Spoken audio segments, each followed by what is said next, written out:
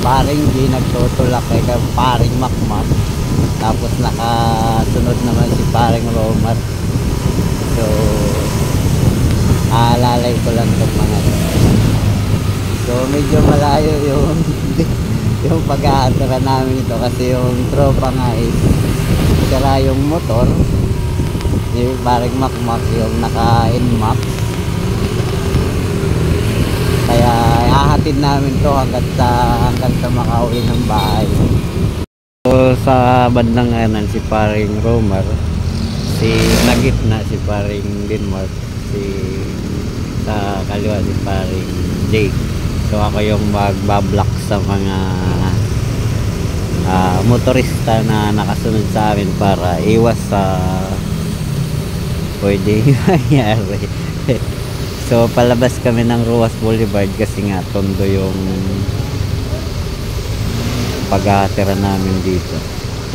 So galing kami ng Pasay papunta ng Tondo.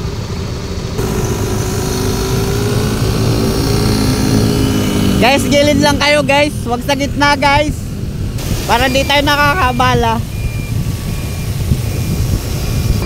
Guys, sabihin mo lang pagpagod ka na ha. Kayo, alalay lang. Alalay lang, wag madali. So apat kami papunta ngayon ng Tondo para yatid yung isang tropa. So bali tatlo yung backup. So ako yung magbablock or mag-a-assist sa mga motoristang nasa likod para malaman nila kung ano yung problema namin.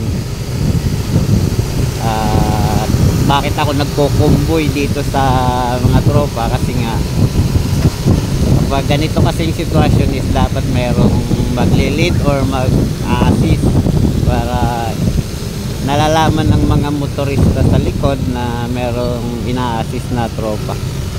Pag ina-assist o tinutulungan, lalo na pag traffic, pwede kasing magkaroon ng aksidente sa ibang mga motorista to.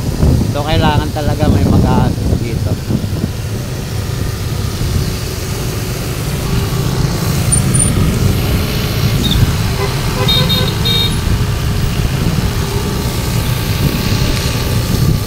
Oh, alalay lang.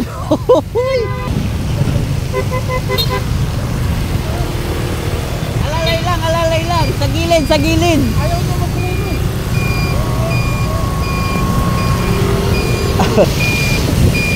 So, mahirap kapag traffic. So, delikado kasi pag ganito. Kaya kailangan talaga may nagbablock sa kabila para malaman ng nasa likod na merong ina-assist na tropa. Walang iwanan to guys. Ang problema, nasa gitna tayo. Let's go.